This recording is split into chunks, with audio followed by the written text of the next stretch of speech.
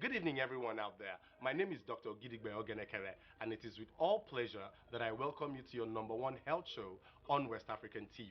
Lifeline, reaching you from the Lagos Network Center of the NTA2, starts right now. I'll start quickly by reading a short bio of my special guest here. Dr. Olajide Williams is the founder of Hip Hop Public Health that works with an array of celebrities including Ariana Grande, Jodin Sparks, Doug E. Fresh, Chuck D, Ron MC, and Ashanti. What do? They promote health amongst children. He currently serves as Chief of Neurology, Director of Acute Stroke Services, and a Professor of Neurology at the Columbia University in New York. In addition to a thriving private practice, Dr. Williams is a National Institute of Health funded researcher and an expert in community-based health education interventions targeting economically disadvantaged minorities in the United States. He is the author of numerous scholarly peer-reviewed publications, including the acclaimed book Stroke Diaries, a collection of patient encounter stories published by Oxford University Press. Dr. Williams sits on several prominent boards in the United States, including the Partnership for a Healthier America, whose honorary chair is the First Lady, Michelle Obama, and the foundation and the founders affiliate, board of the American Heart Association. Dr. Williams has received numerous national awards for his work, including congressional citations and state proclamations. He has been a guest at the White House on numerous occasions and has been featured by several major networks, which include the NBC, the ABC, CNN, Al Jazeera, Fox, F, NPR rather, and the New York Times. Dr. Williams was profiled in the Fast Company magazine's 100 Most Creative People in Business, the Roots 100 Most Influential Blacks in America, BET's A-List, and the 2015 New York Magazine's Best Doctors List. Dr. Williams is currently working on a new book on healthcare in America, and that book is due out later this year and is to be published by Beacon Press. I present Dr. Olajide Williams. You're welcome to the program, Dr. Olajide Williams. Thank you very much. It is indeed an honor to be speaking to you today. What led to the idea of trying to fuse public health and hip hop in the United States? Well, let me just start by congratulating you on your show. Thank you. I believe that it's these types of platforms that really form the foundation through which a lot of the work that needs to be done can be promoted. You know, I've had the benefit of speaking on Sanjay Gupta's show, and I have a very close relationship with Dr. Mehmet Oz, and when I'm talking to Mehmet, I always tell him that he has really figured out a way to use his platform to engage the greater public, and his show is a tremendous success as a result, and has really changed a lot of lives. You know, there are obviously controversies and some of the statements that have been made, but overall, I think the concept of using a platform like this to promote health education is fantastic. So I begin by really congratulating you on your Thank you very work. much. We appreciate that. With regards to the information gap, you know, I truly believe, and I've always believed that you know, one of the root causes of our ability in public health to engage the public around really critical information, life-saving, actionable information, is the failure of either the message or the messenger. And that's one piece that we really need to get right. And there's a tremendous science behind how we create the right message and how we create the right messengers. I think that if you look across the multiple industries, particularly the marketing industries, you'll find great examples of how the marketing industry has been able to really utilized right vehicles to engage the public around behavior decisions. You could show an ad from Coca-Cola or an ad from a food marketer, and after watching that ad, the consumer decides he's going to order that particular product. And the question is, how is that done? And it's not as simple and straightforward as it seems. It really involves a lot of work behind the scenes, including the use of communication theory, implementation science, and other methods. I truly believe that credibility is the cornerstone of persuasion. You know, as a physician, you and I can walk into the heartbeat of Ajegunle and try to convince people to use condoms. And you'll be surprised that they might laugh us out or drive us out. But I could send someone who they respect, who they love, who they revere, who they enjoy, who entertains them, who they want to be like, to that same neighborhood, and they will grant him audience. And some of them might actually respond to what he's saying or what he's asking of them.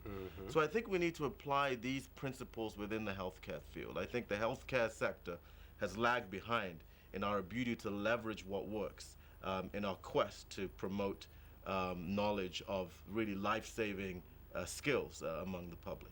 Well, Dr. Williams, very well said. Now, when I watched your interview with Dr. Sanjay Gupta, and then read through the Hip Hop Public Health websites and other publications, I was quite amazed. I could actually relate with the story, like trying to use hip hop means musical notes to teach children health information. Now, a lot of people, viewers out there, might underrate what this is all about until I tell a particular story, how when I was 15 turning 16, my grandmother had a stroke. At that time, I didn't know what was a stroke. I didn't know the symptoms. I only woke up in the morning and realized that my grandmother couldn't move. She couldn't move one part of her body. Now, I know that viewers out there have experienced situations at one time or the other where you're in a house with someone, and then before you say Jack, you realize that they are sick, but you don't know what to do. You don't even appreciate the symptoms. Now, you brought celebrities together, people like Ariana Grande, who I love so much, people like Ron of Run DMC, Doug E. Fresh, even Ashanti. And then they're putting music together, trying to compose symptoms for children to learn. Tell us what went into putting that process together. Sure. How sure. difficult was it? Sure. So it wasn't easy. I begin by that. I remember when I first put out my phone call. Actually, the first artist I recruited was Dougie Fresh, and I ended up founding the organization with him. Okay. And I remember when I called him, I actually called his agent the first time, and I said I wanted to engage the services of Mr. Fresh. And his agent said to me, so what's your budget? And so I said, I don't have one. And she laughed exactly the same way you did and said, when you have a budget, call back. Gee. And so I called back with no budget. And I said exactly the same thing. And I continued calling using different phone numbers for the next several months. Initially she thought I was crazy. But after a while, I actually ended up having a conversation for the next 7 months. 6 months. I continued 6 calling. months, I'm in. And so I ended up getting her to have a conversation with me. Now Mary and I are very good friends. And we had a conversation. She actually took the time to listen because she knew she wasn't going to get me off her back. And I explained to her what I was doing. And she finally said, you know, you've been so relentless that I'm going to grant you audience with Mr. Fresh. And that's really what led to my first meeting with him. What was very interesting about that first meeting is that I met with him in Central Harlem, in New York City. at a vegetarian. No, Doug is a vegetarian. Okay. So I met with him at the Juice Bar. It's a very famous vegetarian spot in the middle of Harlem. It's actually on 125th Street between Lenox Avenue and Fifth Avenue, right in the middle of that block. And so I met with Doug. Doug came with his son. And what was interesting about that initial encounter was that his son was coughing.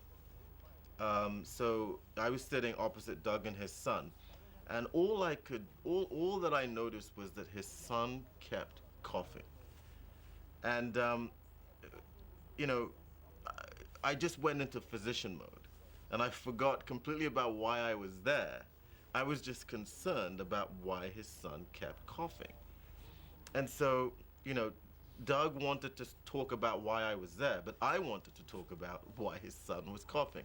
So the entire meeting was almost a consultation where we spoke about why his son was coughing. At the end of the meeting, I made the diagnosis of cough variant asthma, and I referred him for treatment, and he really was cured, and he's doing great. You know, it was Shim. Shim is doing great. And at the end of the meeting, Doug said to me, he said, you know, I really respect you.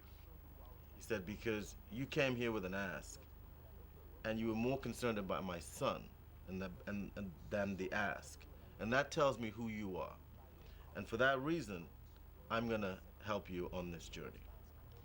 Once I got Doug, you know, the rest was pretty straightforward. You know, Doug produces the BET Awards, the Soul Train Awards, so he just has to call, you know, he calls Ariana's manager, he calls, you know, he just picks up the phone. And whoever I want, you know, he brings them to the table for the conversation. And so that was really a coup in getting him, and with his influence and his tentacles across the music industry. Okay, I'm asking this question because for the benefit of the viewers there. I know that a lot of them, yes, all that happened in New York, but it's very important to know how this kind of program can be replicated in the Sub-Saharan Africa, in the Sub-Saharan region of Africa, especially Nigeria, our own home country. But we're going to come to that. Before we come to that, I would like you to tell us how the results have been so far. So the results have been wildly positive.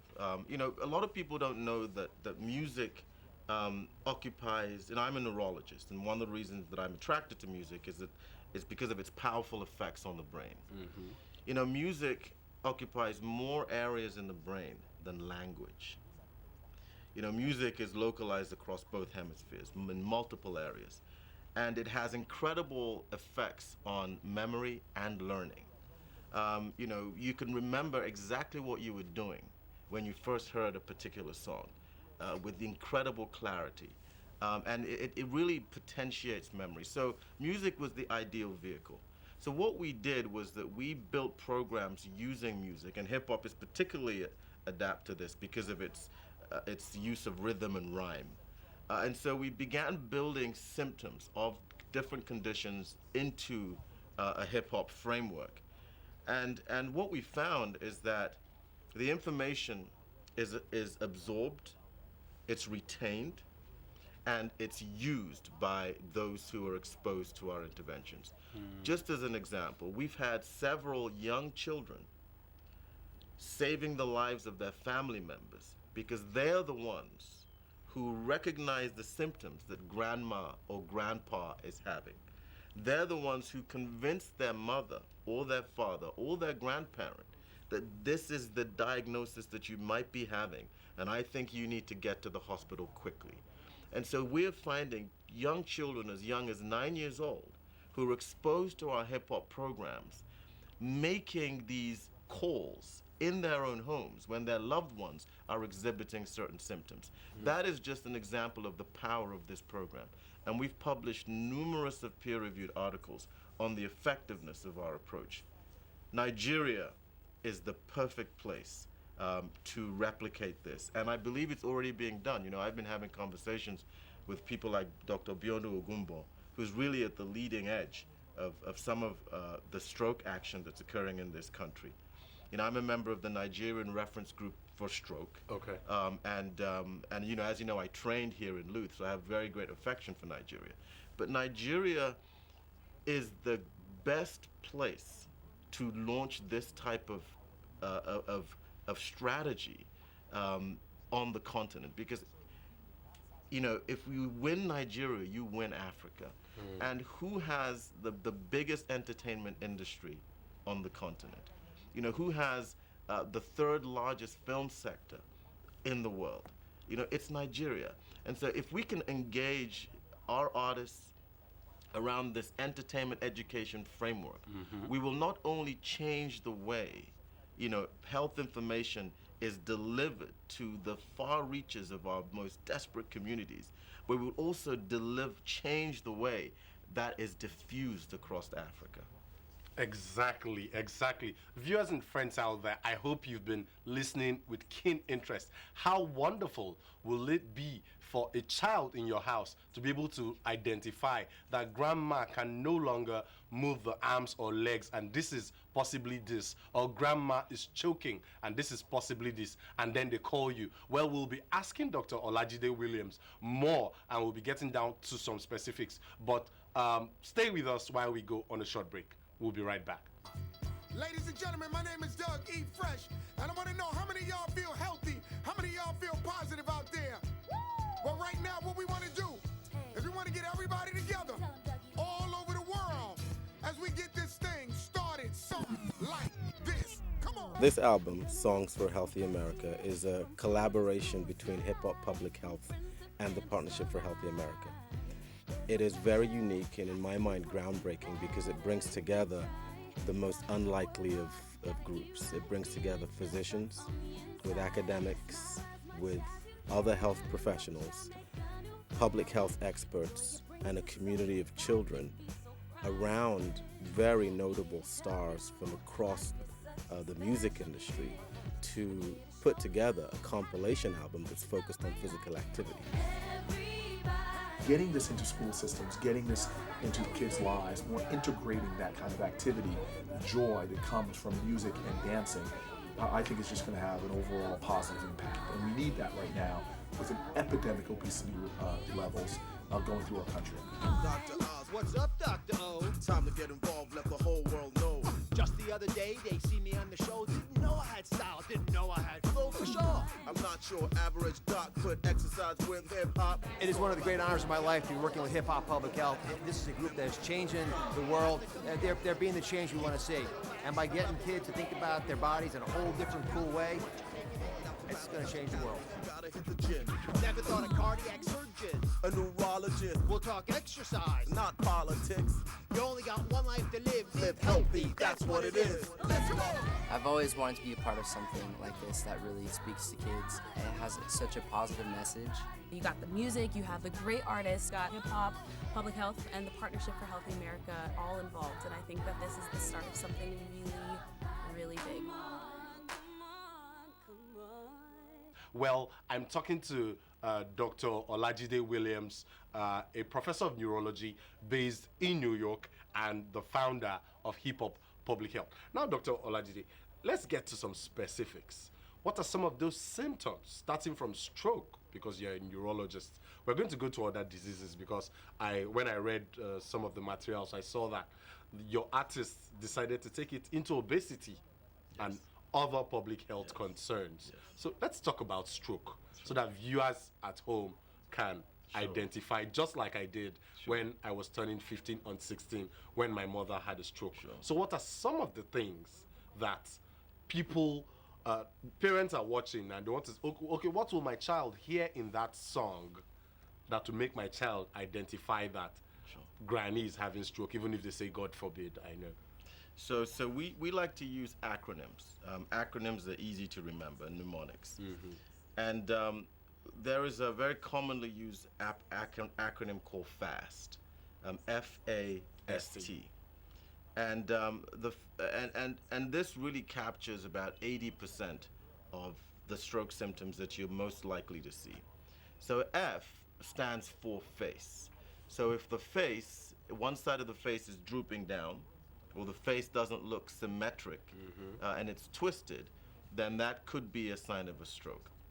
A, the F and now A, Yeah. A stands for arm. So if the individual is unable to lift an arm, or if the individual lifts an arm is unable to sustain it in the air and it collapses to the ground, that could be a sign of a stroke. So that's the A in FAST. S stands for speech. If the individual is having difficulty articulating, enunciating sounds, speaking incoherently, slurring his or her words, sounding like he's a drunk when he hasn't had any alcohol at all, or mixing up his words, and this starts suddenly, that speech dysfunction could be a sign of a stroke. And T is really an action item. It means it's time to go to the hospital. It's time to seek urgent help in the hospital. And so with this simple acronym, FAST, F-A-S-T, you can really, you can really learn the most common symptoms of FAST. Now, some of my colleagues have expanded FAST to B-FAST, B-E-F-A-S-T. The B in B-FAST stands for balance. In other words, the sudden incoordination, sudden imbalance, sudden inability to walk could be a sign of a stroke. And the E in B-FAST stands for eyes. So sudden visual loss, sudden visual distortion, sudden double vision. You know, those two letters added to FAST, B and E, really capture, most of the stroke symptoms you're likely to experience. And so I encourage everybody to learn FAST, to learn B-FAST, and if you see any of these symptoms occurring suddenly in any loved one, know that they need to be taken to the hospital urgently because they might be suffering from a stroke. Well, amazingly put. And the children of these days, they like to recite. So be fast, they know the meaning. So we put a beat behind it. You see, we put a beat behind it in order to really use music to really potentiate so that. there's music and they're singing to the tunes. We have a rap song called Fast. It's called Stroke Ain't No Joke, and incorporates all the symptoms of stroke. We've built video games that incorporate the symptoms of stroke. We've done cartoons that incorporate the symptoms of stroke. Oh, I see. We've built a lot of different media for children that incorporates, but each of the media we build is infused with hip-hop music, into which the lyrics contain these symptoms. Just for these children to be able to assimilate and go back home to tell their parents what they have been doing back at school, I suppose. Think of how you learn your nursery rhymes. Yes, A, B, exactly. C, D. Music is a very powerful tool, and there's no reason why we can't leverage it. What have you found out? What are some of the lapses you have noticed in our healthcare system here, and what are you preferring? What do you think should be done by the government and the people to improve the system? So that's a great question. I think that there are huge challenges across the healthcare system here, but I don't think they're insurmountable. Okay, our time is fast spent and we're rounding up. I think so one of just the to most round up. important thing is to really begin with primary care. Okay. And I think we need to develop a primary care infrastructure that leverages paraprofessionals, that leverages affiliated health workers. We need to, empower a new cadre of health workers, including community health workers, and train them in the ability to really administer the ABCs of prevention. So I think we need to rethink how we do health here. I think we need to really go back to the basics, go back to the fundamentals of prevention, go back to leveraging our cultural systems by really building a cadre of new paraprofessionals that can really work on the front lines of our communities. There was not so long ago we did that reasonably well. And we were able to begin to see dents in infant mortality and maternal mortality rates. I think we really need to look at our primary health care infrastructure. If we only focus on the tertiary care, if we only focus on building these large tertiary referral centers that are highly equipped, we're only touching a minuscule, a tiny fraction of the population. True. So I think we need to really begin by redesigning our grassroots going healthcare back to the infrastructure grassroots and the and basics. going back to the well, basics. Dr. Olajide, time is fast spent. It's always too short on the show. When you begin to get the drift, that's when the producers tell us to round off. But I'm sure that we will find a way to have you again on another episode of Lifeline. Thank you so much for joining us today. Viewers and friends out there, I hope you've been able to get the drift. You just don't want to use your music for nothing. Hip hop can help a lot in translating public health information. Until we come your time, same time next week, ensure to have a wonderful evening.